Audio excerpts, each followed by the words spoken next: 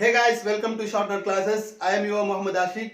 Today we are going to learn one of the biggest incident in Indian history, 1857 Revolt. It was great milestone for Indian freedom struggle. That is why Indian historian call it as a first war of Indian independence, whereas British historian they called it as just a sepoy mutiny. For the purpose of expanding administration and territory, British East India Company implemented many systems and policies. Example, Roitwari system, Mahalwari system, Zamindari system along with doctrine of lapse policy, subsidiary alliance system. We know that doctrines of lapse policy means adopted son doesn't have the right of throne. By the implementation of these plans and policies, many citizens along with the kings, they were suppressed by British. Now they started to protest against the government. Let's talk about the causes briefly. Administrational causes. During that time, British government introduced judicial system in India.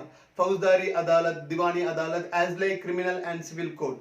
English was the court language. Indian common people, they are not able to understand English.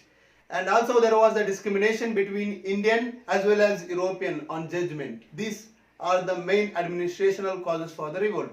Political causes. Because of many policies, example doctrine of lapse policies, many kingdoms were under control by the British. Example Satara, Jaipura, Jhansi, Udaipura, Sambalpura, etc. Because of this reason, soldiers along with the kings started to revolt against the government. Economical causes. Due to industrialization in England, British considered India, country like India, the provider of raw materials and market facilities for their finished goods. Now, Indian small-scale industry and handicraft industry not able to compete with the large-scale industries which belongs to England. Many artisans became unemployed. Many soldiers became unemployed. These are the main economical causes for the 1857 revolt. Military causes. There were many soldiers in British army, but they are not satisfied with the British government because there were a lot of discrimination based on the remuneration, rank, position, etc. British were forcing Indian soldiers to work in abroad. It was against the religious feelings of the Indians during that time. Very important and immediate causes for the revolt. During that time, British were introduced Royal Enfield Gun. Soldiers have to bite the bullet before using it, and rumors were spread that bullet is mixed up with the fat of cow and pig. Cow is sacred for Hindus, whereas pig is prohibited for Muslims. Because of this reason, soldiers refused to use the gun, whereas British were forcing them to use. Now they started to protest against the government. British tried to suppress them. Now because of this immediate reason, immediate causes, revolt was spread across the country. Now we are going to learn how revolt was spread across the nation. Meerut was the military base of British. Mangal Pandey killed British officials.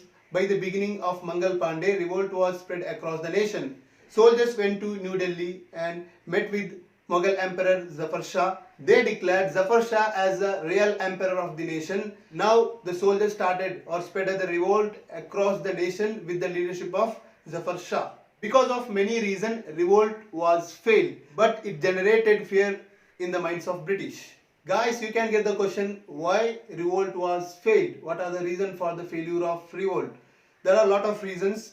First one, the intention of the revolt was not to get the freedom, but the intention was only to safeguard king and queen. Many zamindars and many kings, they extended their loyalty towards the British and not supported Indian soldiers. Lack of the leadership was the main setback for Indian soldiers. That is why no one is there to lead and direct the soldiers as like Mahatma Gandhi.